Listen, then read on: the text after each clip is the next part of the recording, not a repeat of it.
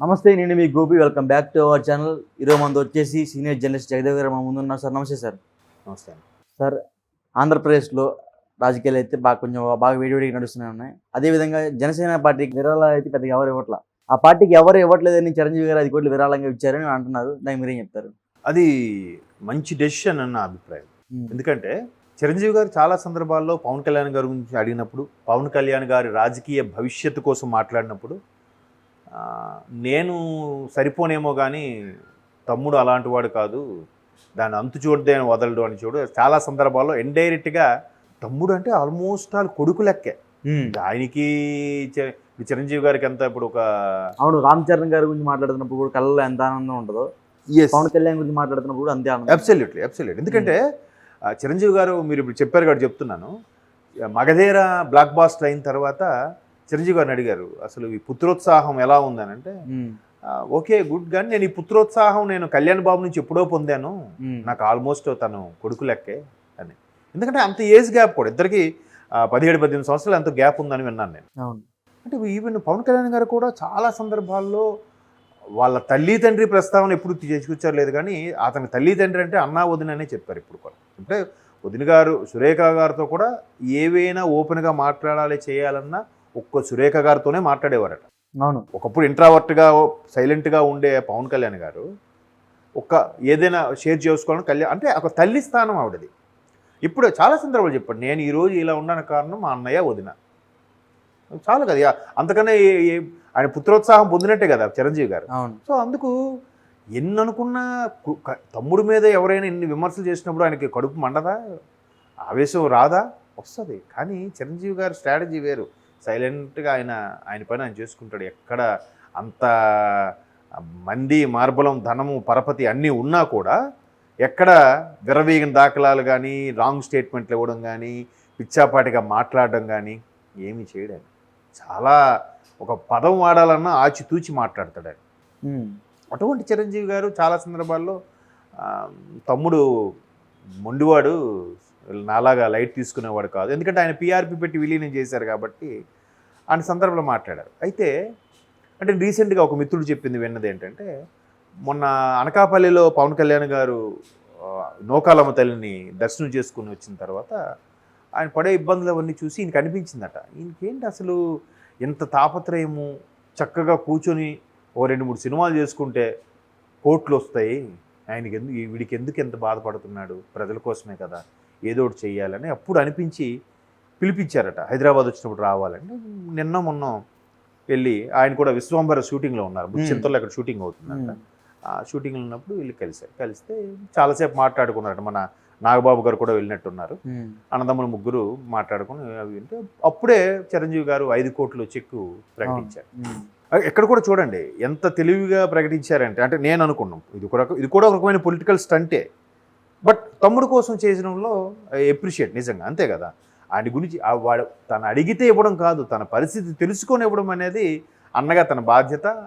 ఆయన కూడా గతంలో ఇప్పుడు పవన్ కళ్యాణ్ గారు కూడా చాలా నాగబాబు గారు చెప్పారు, ఆరెంజ్ సినిమా ఫ్లాప్ అయ్యి సూసైడ్ చేసుకుందాం అన్న పరిస్థితి వచ్చినప్పుడు కూడా పవన్ కళ్యాణ్ ఎవరేం చెప్పకుండానే పవన్ కళ్యాణ్ వచ్చి ఆదుకున్నారట. అది కదా రిలేషన్. అవును, అది కదా బంధం. అంటే అవును, మా అన్నదమ్ములు ఒక రాక్ పిల్లల్లా నిలబడ్డారు. ఎస్ కదా. అయితే ఇప్పుడు కూడా చిరంజీవి గారు పవన్ కళ్యాణ్కి కష్టం వచ్చినప్పుడు అలా నిలబడడం గొప్ప విషయం. అయితే అది చూసిన తర్వాత ప్రకటించి ఇప్పుడు ఎలా అనిపిస్తుంది? ఇప్పుడు మనం ఒక ఊర్లో టెంపుల్ కట్టాలనుకున్నాం అనుకోండి, చందాలు అడుగుతాం. ఫస్ట్ మీ దగ్గరికి వచ్చాం అనుకోండి, మీరు ఒక 5,000 ప్రకటించారనుకోండి, నెక్స్ట్ ఆయన 5,000 ఇచ్చారు, మనం ఒక 3,000 బాగుంటుంది అని 3,000 ఇస్తాడు. ఇంకోటి మరి మనం 100-200 ఏమిస్తారా, 1,000 రూపాయలని ఇవ్వాలరా అని ఎంత లేనోడైనా 1,000 రూపాయలు ఇవ్వడానికి చూస్తాడు. అదే మీరు స్టార్టింగ్ విరాళమే 100 రూపాయలు ఇచ్చారనుకోండి, గోపి గారే 100 ఇచ్చారు, మనకేముందిలేరా 10 రూపాయలు 20 రూపాయలు ఇద్దాంలేరా. అలాగే ఇచ్చే హ్యాండ్ కూడా ఫస్ట్ స్టెప్ ఎక్కువ విరాళం ప్రకటించబడితే చూసే వాళ్ళకు కూడా మనం పవన్ కళ్యాణ్ గారు ఇబ్బంది మనము ఇవ్వచ్చు అని ఒక చూసే వాళ్ళందరికీ ఒక ఐడియా కల్పించినట్టు అయింది. మోరోవర్ చిరంజీవి గారు ఇండస్ట్రీ పెద్దగా ఉన్నారని టాకు, బయట ఆయన ఎక్కడే ప్రకటించబడలేదు, కానీ అన్డిక్లేర్డ్ పెద్ద మనిషి ఇండస్ట్రీకి.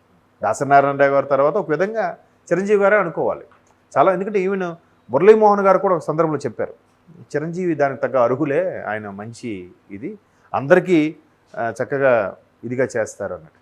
సరే అని చెప్పి అప్పుడు ఏమవుతుంది, ఇప్పుడు ఇండస్ట్రీ పెద్దగా ఉండి ప్రకటించిన తర్వాత తెలుసో తెలియకో ఇండస్ట్రీ అందరికి కూడా సంకేతాలు ఇచ్చినట్టు కూడా అయిందిగా. ఇండస్ట్రీ ఆబ్వియస్లీ పవన్ కళ్యాణ్ వెంటనే నడుస్తుంది కదా. అవును. అది అంటే ఇవన్నీ కూడా జనసేనకి ప్లస్గా మారబోతున్నాయని చెప్పే ఉద్దేశంలో చెప్తున్నాను. సో ఆ తర్వాత పవన్ కళ్యాణ్ గారు చెక్ అక్కడ విశ్వంబర్ షూటింగ్లు ఇచ్చిన తర్వాత ఆయన కాళ్ళకి నమస్కారం పెట్టడం, ఆశీర్వాదం తీసుకోవడం చాలా ఎమోషనల్గా అయ్యారు. ప్లస్ ఇప్పుడు ఇంకోటి, ఇదే చిరంజీవి గారు ప్రకటించడం వల్ల ఆ పర్టికులర్ సామాజిక వర్గానికి కూడా ఒక రకమైన సంకేతాలు ఇచ్చినట్టు అయ్యిందిగా. చిరంజీవి గారికి కూడా పవన్ కళ్యాణ్ వెనకే ఉన్నారు అంటే వెనక ఉంటారు ఆబ్వియస్లీ, బట్ ఎక్కడ స్టేట్మెంట్ ఇవ్వలేదు ఎంతవరకు. ఈ ఒక్క చెక్కుతో ఇన్ని రకాల క్వశ్చన్స్ కూడా పటాపంచలు అయిపోయాయి. ఒకటి, సామాజిక వర్గం కలిసి వస్తుంది, ఇండస్ట్రీ అంతా కలిసి వస్తుంది, కుటుంబం అంతా మీ వెనక ఉండాలని చెప్పకనే చెప్తుంది.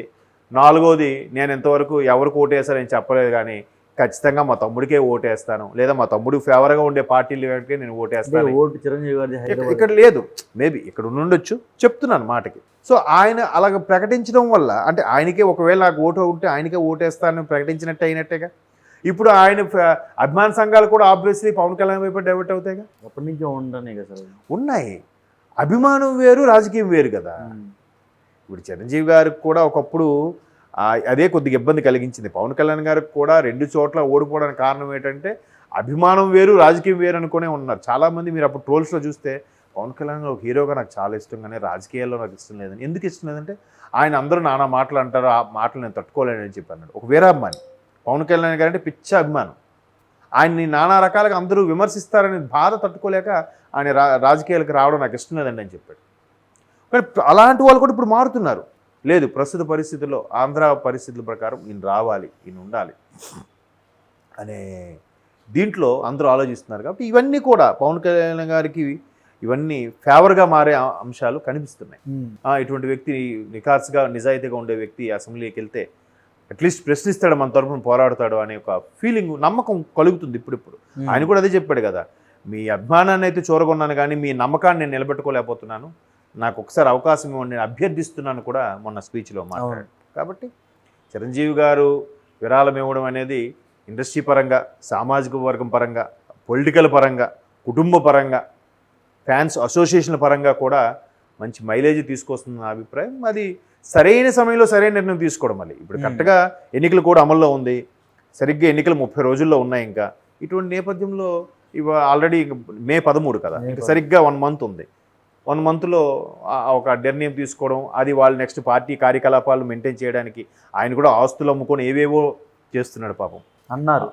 చూడలే ఎవరు, అది ఓపెన్గా వచ్చిన వాస్తవం. అది చూడకపోయినా వచ్చిన వాస్తవం. ఆ తరపు వాళ్ళు స్టేట్మెంట్ కూడా ఇచ్చారు, ఇక్కడ పలానా ప్లేస్ ఇంత దీనికి అమ్మకానికి పెట్టారు. దాంతోనే ఇప్పుడు వారాహి అన్నా, మంది మార్పులు మెయింటైన్ చేయాలన్నా, పార్టీ ఆఫీసులు మెయింటైన్ చేయాలన్నా, ఆయన కూడా తిరిగే వాళ్ళకి భోజనము, బండి ఖర్చు, డీజిల్ ఖర్చులు, లేదంటే క్యాన్వాసింగ్, జెండాలు, హోర్డింగ్లు ఇవన్నీ పెట్టాలంటే డబ్బులే కదండి.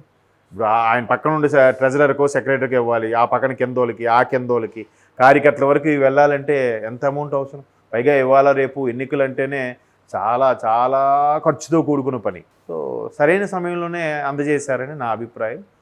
ఖచ్చితంగా ఆయన ఆశీర్వాదంతో పాటు ఆయన కనీసం మంచి 5 కోట్లు ప్రకటించినందుకు 5 లక్షల మెజార్టీతో గెలిస్తే చాలా బాగుంటుంది. Thank you sir.